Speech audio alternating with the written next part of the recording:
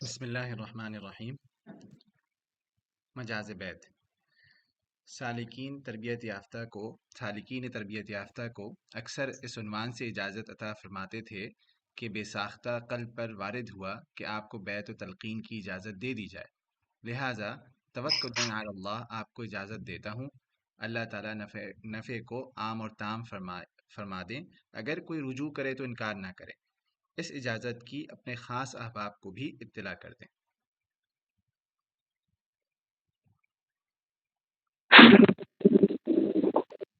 Hello, السلام علیکم۔ جی وعلیکم السلام۔ جی یہ آواز اب واضح آ رہی ہے؟ مجھے نہیں آ رہی۔ اچھا آ رہی ہے آواز؟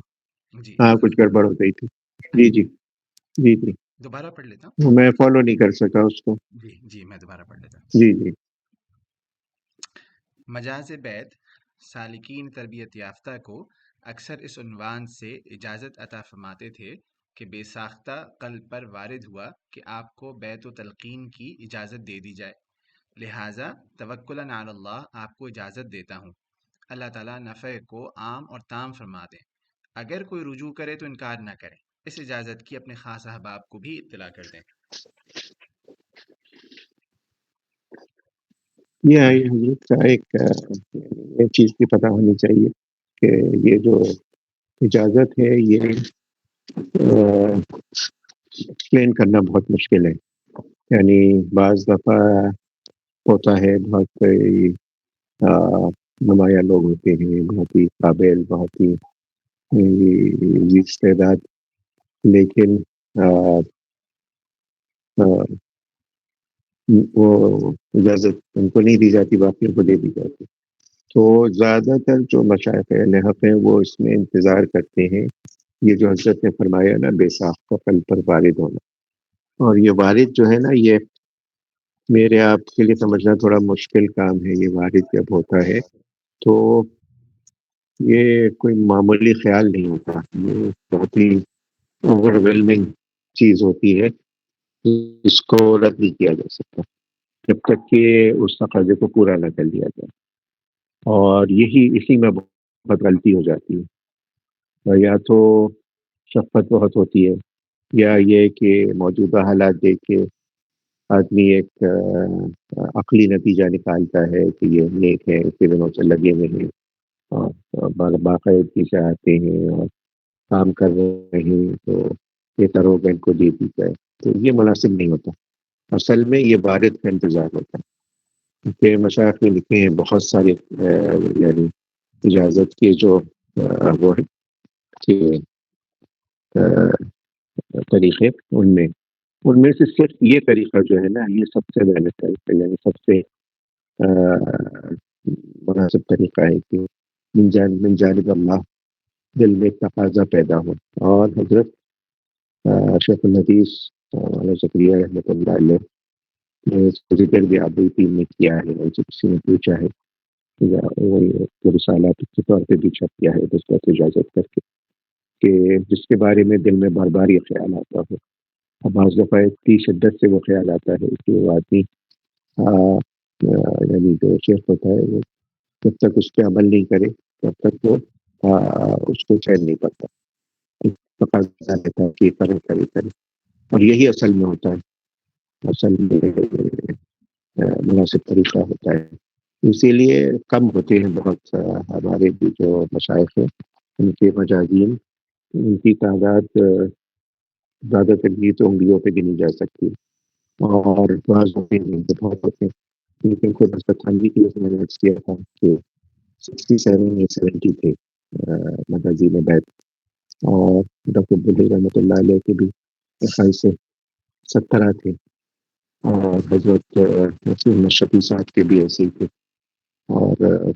کمی تعداد رہی ہے۔ اور ہمارا جو پرائمری سلسلہ ہے حضرت چشتیہ صابریہ، تو حضرت صادق کلیری رحمۃ اللہ علیہ کے میں خیال سے شاید 1 یا 2 خلیفہ تھے، ان سے یہ سلسلہ چلا۔ تو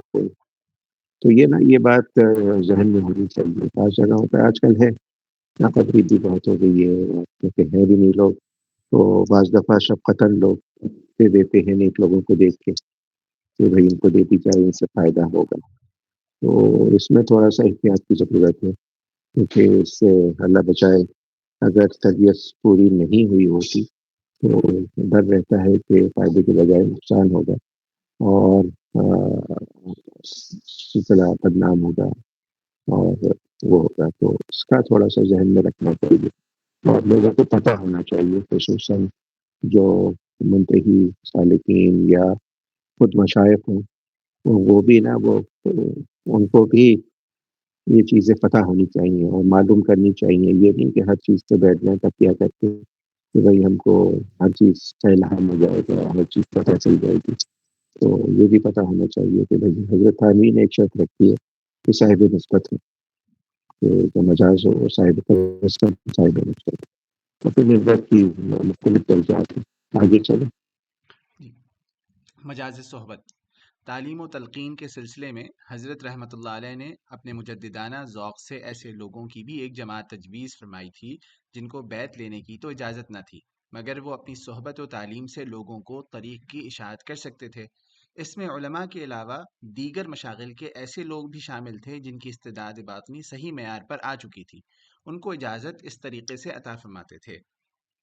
ایک روز قلب پر بے ساختہ وارد ہوا کہ بعض ایسے احباب کو جو تلقین کی کافی صلاحیت رکھتے ہیں مگر اجتماع شرائط بیت میں بعض خاص حالات کا انتظار ہے، تلقین بلا بیت کی اجازت دے دوں، اور ایسے حضرات کا لقب مجاز صحبت تجویز کیا گیا، بیمعنی مجازم بالصحبہ، یعنی جن کو صرف بواسطہ صحبت نفع پہنچانے کی اجازت دی گئی۔ اور فرق کے لیے اس جماعت سابقہ کا لقب مجاز بیت بمعنی مجازم بالبیعہ قرار دیا گیا۔ اگر ان مجازین صحبت میں حالات منتظرہ رونما ہو گئے جن کی تعیین اور فیصلے میں صرف میں منفرد ہوں، خود اہل معاملہ کو اس کا منتظر رہنا منافی اخلاص ہے، اس حالت میں ان کو مجازین بیت میں داخل کر کے شائع کر دیا جائے گا۔ فرمایا کہ میں تو عملاً یہ دکھا دینا چاہتا ہوں کہ نفع بیت پر موقوف نہیں بلکہ تعلیم اور اس کی اتباع پر موقوف ہے، اصل چیز یہی ہے۔ جی، یہ نا یہ حضرت کا ایک تجدیدی کارنامہ تھا کہ یہ بعض حضرات کو حضرت اجازت دیتے تھے لیکن اس میں بیت کی اجازت نہیں ہوتی تھی، بس یہ ہوتی تھی کہ صحبت میں اور اپنے باتوں سے اپنے بیان سے لوگوں کی تربیت کر سکیں لیکن بیت نہیں لے سکتے، تو حضرت کی ایک خاص چیز تھی اور حضرت کے تھے اچھا خاصے تعداد میں 40-50 کے قریب مجازین صحبت، اسی طرح سے بعد میں بھی حضرت کے خلفاء کے بھی مجازین صحبت ہے۔ ہمارے حضرت مفتی محمد عثمان صاحب اللہ تعالیٰ کی حیثیت میں برکت عنایت فرمائے، تو اس سے کسی نے سوال کیا تھا کہ حضرت آپ نے کچھ حضرات کو مجازین بیت پہ بنایا ہے کہ مجھے مجاز صحبت بھی ہے، تو حضرت نے فرمایا کہ نہیں، تو انہوں نے پوچھا کہ کوئی خاص وجہ ہے اس بات کی، تو اس نے کہا نہیں میرا ذہن اس طرف گیا نہیں، تو اس لیے تو ہوتے ہیں بعض لوگ صاحب نسبت ہو جاتے ہیں لیکن یہ کہ کچھ اور چیزوں کا انتظار ہوتا ہے، جیسے ڈاکٹر عبداللہ رحمۃ اللہ علیہ پہلے یہ وکیل ہوا کرتے تھے، تو وکالت جب تک کرتے رہے تو میرے خیال سے تب حضرت سے تعلق تھا ان کا اور مجاز صحبت ہو گئے تھے، اور پھر ان کے دل میں آیا کہ بھئی وکالت میں دوسری چیزیں آتی ہیں، بعض دفعہ پتہ نہیں ہوتا، بعض دفعہ یہ ہوتا ہے کہ بھئی ہم مجرم کی وہ کر رہے ہیں کیا کر رہے ہیں، بعض چیزیں غلط بھی ہوتی تھی، تو پھر انہوں نے وکالت چھوڑ کے یہ ہومیوپیتھک میڈیسن شروع کر دی تھی، تو حضرت نے اس کے بعد ان کو مجاز بیت کر دیا تھا، کہ اسی چیز کا انتظار کر رہا تھا کہ بھئی یہ جو مشتبہ کائنات کے اس کو چھوڑ دیتے تھے، اور اس میں بھی بعض دفعہ حضرت جو تھے وہ بعض حضرات کو مجاز بیت کرتے تھے لیکن اس کے آگے دیتے تھے عوام کہ عام آدمیوں کے لیے یہ ہے، کیونکہ وہ خود عالم نہیں ہوتے تھے یا کہ ہم تو سمجھتے تھے کہ تشفی نہیں کر سکیں گے، یہ بھی کرتے تھے، حضرت کی ہر چیز بہت ہی اپنی جگہ پہ تھی، یعنی کسی چیز کو افراد تفریق نہیں ہونے دیتے تھے، اور جیسے میں پہلے بھی بار بار عرض کیا کہ حضرت کیا یہ جو فہرست مجازین کی تھی یہ ہر سال تقریباً ریویو ہوتی تھی، اور حضرت دیکھتے تھے کہ جو حضرات راہ سے ہٹ گئے ہیں یا مستقل ہو گئے ہیں، یعنی حضرت سے رجوع نہیں کرتے، معاملات میں مشورہ نہیں کرتے، تو حضرت کہتے تھے بھائی مجھے ان کے حالات کے بارے میں پتہ نہیں ہے، مجھے اطمینان نہیں رہ گیا، تو میں ان کا نام نکالتا ہوں فہرست میں۔ یہ بات جو ہے نا، یہ بھی ہمارے بزرگوں میں رہی ہے بات کہ بہت سے لوگوں نے دین دانستہ یا اپنے دماغی کسی مرض یا فطور کی وجہ سے بزرگوں کو ایسی چیزیں لکھی یا ایسی باتیں بتائی جس سے دھوکہ ہو گیا، اور دھوکہ ہو گیا، اور پھر نیچے گڑبڑ باتیں سنائی۔ تو یا تو اگر وہ بزرگ حیات تھے تو پھر انہوں نے جب کو اندازہ ہوا کہ نہیں تو گڑبڑ ہو گئی ہے تو انہوں نے اجازت واپس لے لی۔ اگر ایسا نہیں تھا تو پھر ہمارے حضرات نے کیا ہے یہ کہ حضرت کے اکابر خلفاء یا سلسلے کے جو بڑے لوگ ہیں انہوں نے خود سے جمع ہو کے فیصلہ کیا اور کہا کہ یہ جو شخص ہے یہ یا تو اس کا دماغ خراب ہو گیا یا یہ پھر یہ کہ گمراہ ہو گیا، تو اس کی اجازت موقوف کر دینی چاہیے۔ اور اس سلسلے میں نا اچھا خاصا حضرت کے یہاں رہا ہے۔ آپ کو حیرت ہوگی کہ حضرت کے انتقال کے بعد خانہ بھون میں حضرت کی ایک مجاز بیت آ گئے تھے اور رہنے لگے تھے۔ ان کے گھر کی نمبر جو نیم پلیٹ تھی اس پر کسی نے، ان کے مریدین نے یا خاندان والوں نے لکھ دیا جانشین حکیم الامت۔ تو جانشین حکیم الامت سمپل آدمی کے عالم تھے، تو جانشین حکیم الامت۔ جب یہ بات پھیل گئی تو حضرت کے اکابر خلفاء نے کہا کہ حضرت تو اس سب چیزوں کے بہت خلاف تھے، کیا نشینی سجا نشینی اور یہ ساری چیزیں حضرت نے تو پورا ایک رسالہ لکھا ہے اس بارے میں کہ میں اس کو صحیح نہیں سمجھتا، اور یہ ہر آدمی جہاں بیٹھ کے کام کرے گا وہ اپنا وہ شیخ کا نمائندہ ہوگا، لیکن میں اس کو نہیں صحیح سمجھتا کہ رسمی جانشینی ہے۔ تو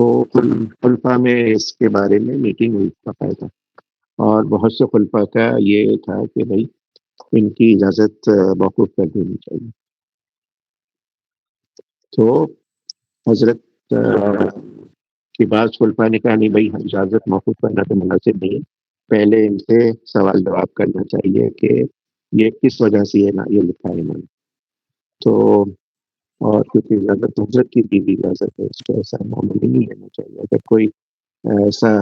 عذر بتاتے ہیں یا کوئی ایسی چیز کہتے ہیں جس سے ہمیں اطمینان ہو جائے تو ہم ان کی اجازت واپس دے دیں گے۔ تو پھر پتہ چلا کہ بھائی ان کو تو پتہ بھی نہیں تھا، کسی نے لکھ دیا، ان کے بیٹوں میں یا پوتوں میں کسی نے ایسا لکھ دیا، تو اتنی سختی کی اور حضرت کی، کیونکہ حضرت کے مزاج کے خلاف تھا۔ تو یہ ساری چیزیں دیکھنے کی ضرورت ہوتی ہے، آج کل بھی ضرورت ہے کہ بھائی یہ ساری چیزوں پہ نظر رکھی جائے، حضرت کے مزاج اور سلسلے کی جو چیزیں ہیں اس کے مطابق عمل ہو۔ جیسے حضرت کے یہاں اجتماعی ذکر نہیں ہے، ہمارے حضرت کے آج کل ہوتا ہے، اور ہمارے یہاں اس طرح کی چیزیں نہیں ہیں کہ حزب بہتا ہو رہا ہے، یا آج کل جو سب سے بڑی کوتاہی ہو رہی ہے کہ سب کو بیت کر لیتے ہیں پہلی درجے کہ بس آؤ بیت ہو، حضرت کی مزاج کے خلاف، حضرت کے سلسلے کے اس کے خلاف۔ پھر یہ کہ انڈیویجول اٹینشن دے کے پھر تربیت کی جائے،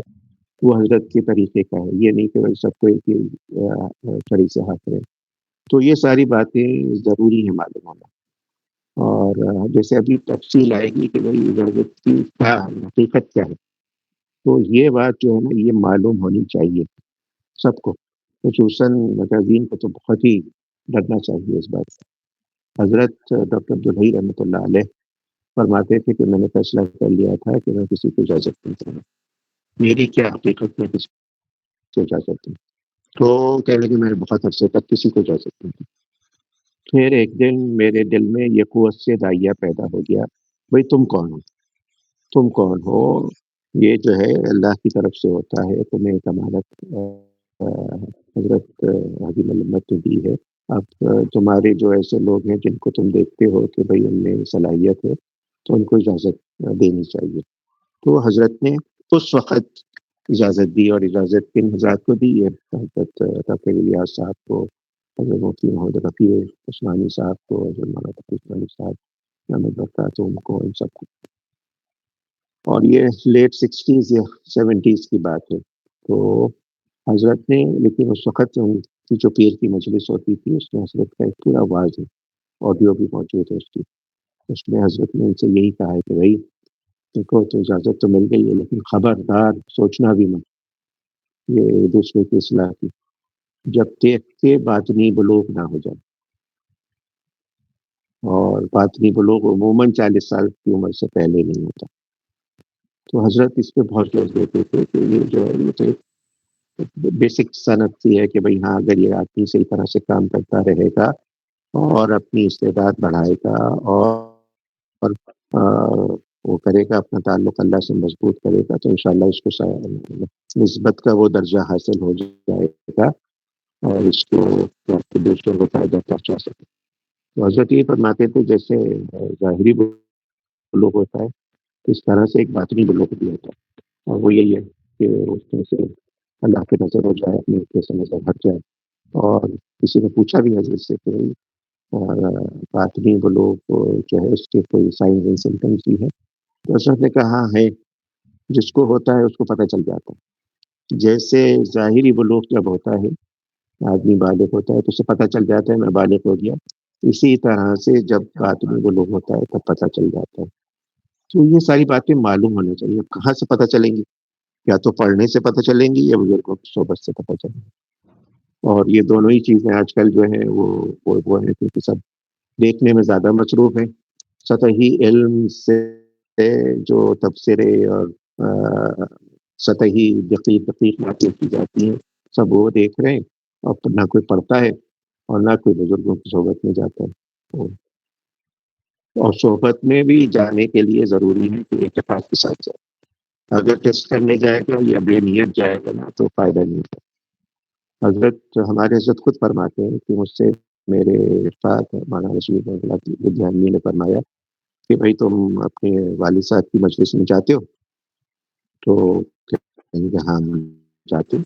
کہتے ہیں میں اپنے والد کی مجلس ہوتی تھی اس زمانے میں اتوار کو دیوار کے بیٹھتے تھے. کہنے کہ تم جب جایا کرو تو اس نیت سے بیٹھا کرو کہ مجھے باطنی فائدہ ہوگا. یہ نیت ضروری ہے، ورنہ اگر صرف بیٹا بن کے بیٹھو گے تو وہ فائدہ نہیں ہوگا. حضرت خود فرماتے ہیں کہ جب سے میں نے یہ کرنا شروع کیا تو میں نے بہت بڑا فرق محسوس کیا. آج کل لوگ جاتے بھی ہیں تو خالی ذہن جاتے ہیں یا پھر جاتے ہیں دیکھنے کے لیے، دیکھیں تو ان کے بارے میں اتنی باتیں سنیں کتنے پانی میں، اور پھر بعد میں آ کے تبصرہ کرتے ہیں تو یہ کہہ رہے تھے ان کا ہولیا تو یہ تھا، ان کے دانتیں سے تھے، ان کے بالوں سے تھے. تو وہ پھر اعتراض ہو جاتا ہے اور جو فائدہ ہونا چاہیے نہیں ہوتا. تو یہ ضروری ہے کہ اگر کسی کی بات سنیں، ہاں مناسبت نہیں ہے آپ واپس آ جائیں، پھر نہ دیں. بات ہے عجیب بات فرما رہے تھے، کہنے کی کیا ضرورت ہے؟ تو ہر آدمی کا ہر طریقہ الگ ہوتا ہے. تو یہ باتیں ذہن میں رکھنے کی ضرورت ہے. آگے بڑھ لیں تھوڑا سا. حضرت ایک سوال تھا کہ ہوں حضرت مولانا مفتی شفیع صاحب رحمۃ اللہ علیہ کی طرف جو منسوب ہے بات کہ جو مسجد کا اگر خاک روب بھی ہو یا خادم ہو تو اس کے پاس بھی بیٹھ جانا چاہیے، اور تو وہ تو حضرت والا ہم نے حضرت شیخ الاسلام صاحب ہم نے تو اس کی تفصیل فرمائی تھی کہ یہ جو بات فرمائی ہے وہ دفع آواز مذرت. غائب ہو گئی. جی وہ جی جو بات فرمائی ہے اب واضح ہے حضرت؟ جی جی جی. جی جی تو وہ جو جی بات جی فرمائی حضرت جی والد جی. صاحب نے تو وہ دفع مذرت کی غرض سے تھی کہ کہیں یعنی اس کا وقت ضائع نہ ہو وغیرہ. تو جو مجازین صحبت ہوتے ہیں تو جب ان کو یہ اجازت دی جاتی ہے تو وہ جلب منفعت کی خاطر دی جاتی ہے، اور وہ مجازین صحبت اور مجازین بیت میں پھر اس سلسلے میں کیا فرق ہوگا؟ ہاں نہیں، یہ باریک فرق ہے نا حضرت کا، یہ ہر جگہ ہے بھی نہیں. اچھا. یعنی حضرت کے علاوہ اور بہت ہی کم ملے گا. یہ حضرت کا اپنا مذاق تھا. یہ خود فرماتے ہیں نا حضرت، یہ حضرت کی ایک جی منفرد وہ جی چیز تھی. تو یہ کوئی بہت زیادہ فرق ہوتا نہیں، لیکن یہ کہ اس شخص کی اصلاح کے لیے ضروری ہوتا ہے کہ اس کو اس وقت مجاز بیت نہیں کیا جائے. کیونکہ مجاز بیت کہ ہوتا ہے کہ بھئی ایک ہے اعتماد ہے اس کو، ہوں، تو اس کے لیے کچھ چیز اور کا انتظار ہے ابھی، تو صحیح، وہ انتظار کیا جاتا ہے۔ اور زیادہ تر مجازین صحبت جو ہوتے ہیں حضرت کے بھی اور بعض والے بھی، تو ان کو کسی نہ کسی اور نے مجاز ضرور کر دیا تھا، یعنی ہمارے جی، بابا نجم حسن صاحب تھے، جی، حضرت بہت ذکر کرتے ہیں ان کا، جی، تو ان کو ڈاکٹر بلی رحمۃ اللہ نے اجازت دے دی تھی بیت کی، لیکن وہ کہتے تھے کہ بھائی میں بیت نہیں کرتا کسی کو، حضرت نے جو چیز میرے لیے پسند کی وہ میں مرتے دم تک اسی چیز پر راضی ہوں، تو انہوں نے کبھی کسی کو بیت نہیں کیا۔ اور آج کل بھی بیت جو ہے نا یہ ہوں، تھوڑا دونوں طرف ہی سے مشکل کام ہے، اس کا حق ادا کرنا۔ ہمارے حضرت کے پیر خواجہ تاش ہیں نا، حضرت ڈاکٹر نعیم اللہ صاحب، تو ان کے بارے میں مشہور ہے کہ 4-5 لوگوں کی بیعت جی، اجازت تو کسی کو بھی نہیں دی اور ہے بڑے بزرگوں میں سے۔ تو یہ انڈیویجول اس کے اوپر بھی بہت ہوتا ہے، اور فائدہ تو آدمی حاصل کر ہی لیتا ہے، جس کے پاس بھی عقیدت کے ساتھ جائے گا اور اس کی بات سنے گا اور یعنی اس پہ اعتراض نہیں کرے گا، انشاءاللہ فائدہ ضرور ہوگا۔ ہوتے ہیں بہت سارے ایسے لوگ ہوتے ہیں، ہمارے حضرت نے ایک دفعہ فرمایا کہ بہت سے ایسے لوگ ہوتے ہیں جن کو خود یہ نہیں معلوم ہوتا کہ میں صاحب نسبت ہوں، یعنی یقین کے درجے میں، شبہ تو ہوتا ہے لیکن یقین کے درجے میں نہیں پتا ہوتا کہ میں صاحب نسبت ہوں۔ وہ یقین جو ہے نا وہ شیخ کی وہ ہو جاتی ہے، یعنی اگر شیخ کہتے کہ ہاں تو میں آپ کو اجازت دیتا ہوں تو بتاتا ہوتا کہ ہاں بھائی ہاں صاحب نسبت، اس سے اس کی توثیق ہو جاتی ہے۔ جی، تو تو بس یہ باتیں ہیں، لیکن یہ باتیں زیادہ تر ہمارے حضرت اس کو پسند کرتے نہیں ہیں،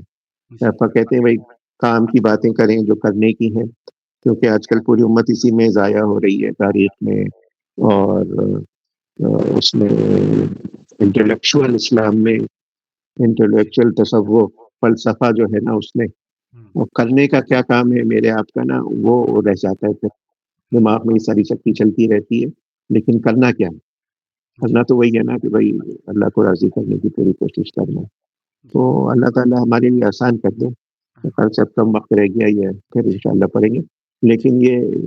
لب لباب ہے کہ بھائی ہے کیا چیز، وہ جزاک اللہ، بیسک چیز ہے، اس کے بعد جو ہے اصل کام تو اس کے بعد شروع ہوتا ہے۔ اللہ تعالیٰ کے مسلم عمل کی توفیق نصیب فرمائے، صلی اللہ تعالیٰ علیہ وسلم۔